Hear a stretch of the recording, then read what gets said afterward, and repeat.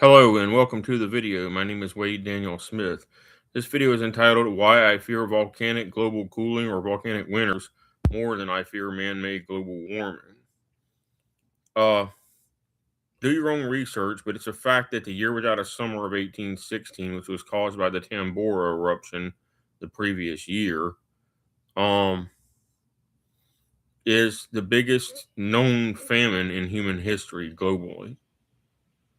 There might have been one in 500 something AD over in, but where I think it was Baekdu erupted.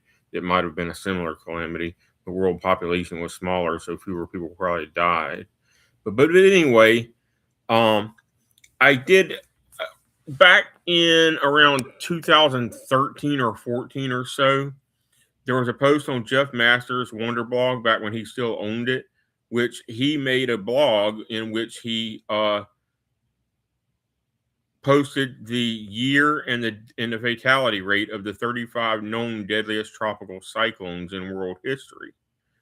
And curious, I immediately recognized a pattern on some of the ones within the last couple hundred years, going back all the way 800 years.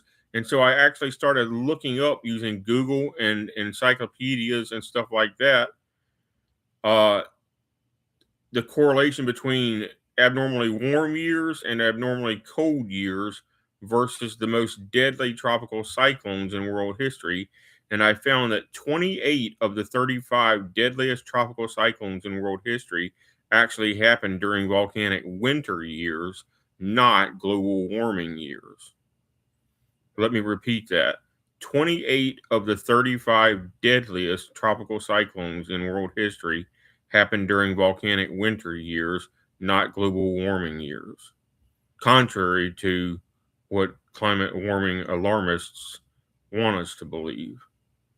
I did the correlation with encyclopedias, so I was unbiased, and I looked up every one of them one by one and found the closest volcano that erupted. In 28 cases, they had a volcanic winter either that same year or the previous year.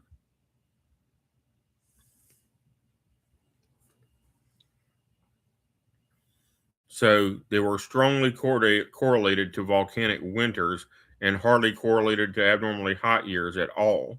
Even Andrew, which was not among those 35 storms, but Andrew was a Category 5 landfall in the United States, and that actually happened during a volcanic winter year, although it was also strangely an El Nino year at the same time, and still resulted in a Category 5 U.S. landfall, which was at the time the most destructive landfall, not the deadliest, but the most physically and financially destructive hurricane ever to hit the United States. And the only reason Katrina and Harvey passed it is because they both hit locations that were below sea level and were inflation adjusted by 20 something years, or however long it was, 13 years in Katrina's case, and 25 or 26 years in Harvey's case. Anyway, so 28 of the 35 deadliest tropical cyclones in world history happened during volcanic winters. And how bad can a volcanic winter be? So, first of all, the climate disasters are worse during a volcanic winter than they are in global warming.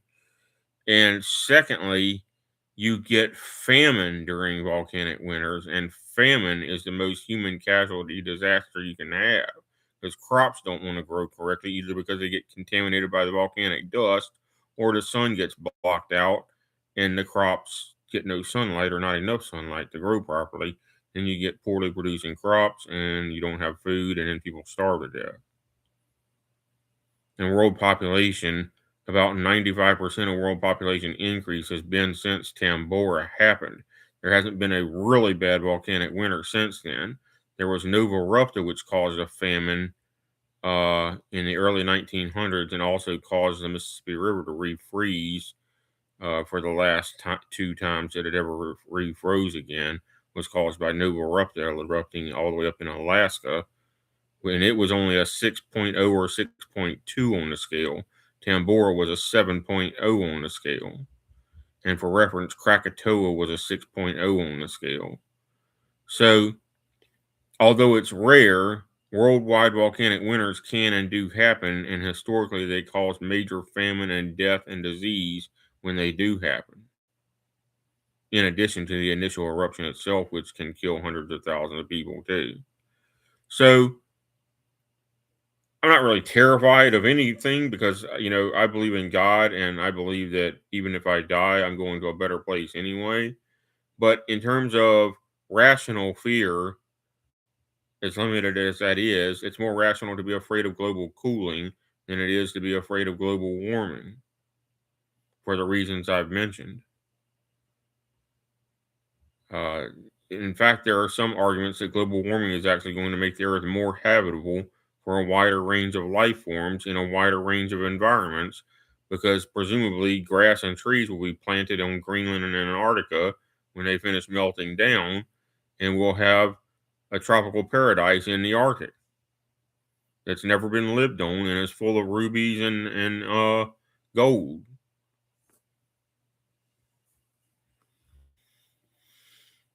So, this has already gotten to 6.5 minutes long. I'm probably done with this video. Thank you for watching if anybody does watch it. But again, just remember, the next time a climate alarmist is complaining about global warming, explain to them that 28 of the 35 deadliest tropical cyclones in world history happened during volcanic winters, and explain to them that we're talking about storms that killed between 20,000 people per storm and 750,000 people per storm, up to 750,000 people per storm in one case. So we're not talking about the typical category 1 or tropical storm landfall. We're talking about the really terrible act of God type hurricanes and cyclones and typhoons that wipe out everything they hit for miles inland, and especially the storm surge gets so bad that it just kills everybody for miles and miles and miles in every direction.